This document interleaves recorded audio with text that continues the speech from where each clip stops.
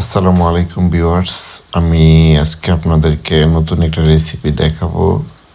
হ্যাঁ, ওইটা দেখে অবশ্যই বুঝতে পারতেছেন এটা কিসের রেসিপি। হ্যাঁ, ছোট ছোট ডিম, কোয়েল পাখির ডিমের রেসিপি করতেছি আজকে।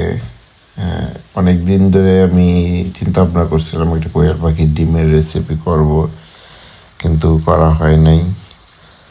এখানে 4 হালি ডিমের একটা রেসিপি, ছোট ছোট ডিম দিয়ে তৈরি করতেছি।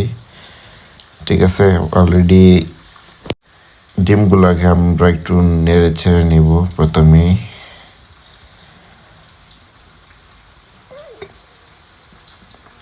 নেড়ে ছেড়ে নেওয়ার পর ডিমগুলো পরিপূর্ণ ভাজা হয়ে গেলে, একটু কালারটা হলুদ আসলে বা লাল রঙে আসলে আমরা একটা ডিমগুলা বাটিতে রেখে নেব।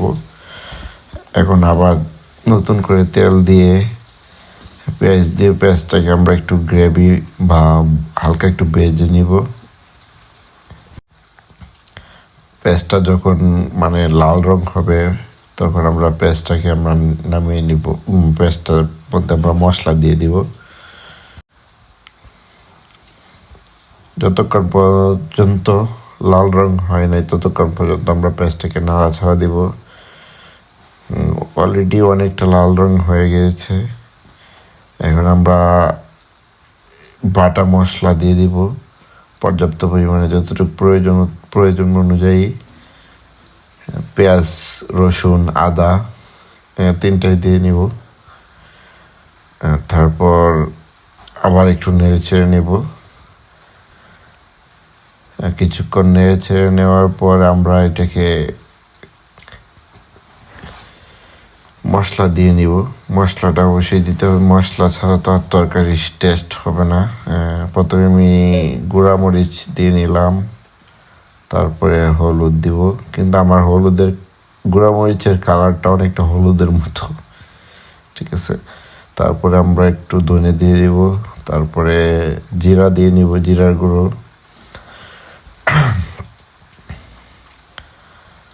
জিরাটা দেওয়ার পরে একটু নেড়ে ছেড়ে নিব।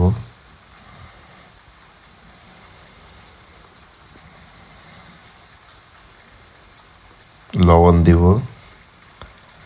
লবণ আপনার প্রয়োজন মতো দিয়ে নিতে হবে, বেশি হলেও সমস্যা, কম হলেও সমস্যা। এরপরে আমি একটু ভিডিওটা স্কিপ করে আমি পানি ঢেলে নিয়েছি। এখন মশলাটা যে হয়েছে, পেঁয়াজ আর মশলার মিশ্রণটা আপনার গ্রেভি হওয়া পর্যন্ত আমরা অপেক্ষা করব। হ্যাঁ, দেখেন এখানে অলরেডি অনেকটা গ্রেভি হয়েছে। আর একটু গ্রেভি হলে তারপরে আমরা ডিমগুলো দিয়ে নিব। এখন অনেকটা গ্রেভি হয়েছে মশলাটা। জানি না কোয়েল পাখির ডিমের টেস্ট কীরকম হয়। এখন আমরা ডিমগুলো দিয়ে নিব, ছোট ছোট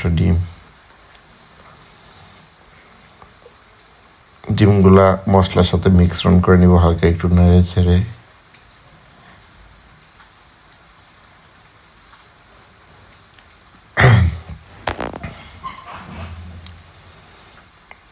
মশলাটার সাথে যেরকম কালারটা আসছে, মনে হচ্ছে অনেক টেস্ট হবে। এখন হালকা একটু পানি দিয়ে নিব, পানি দিয়ে হালকা একটু নেড়ে ছেড়ে দেব।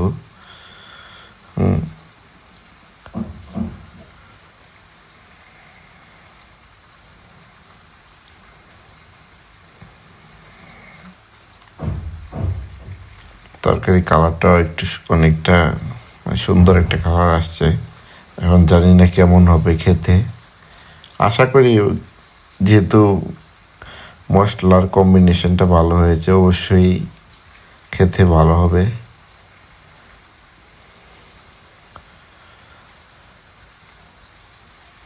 অনেকটা গ্রেভি হয়েছে।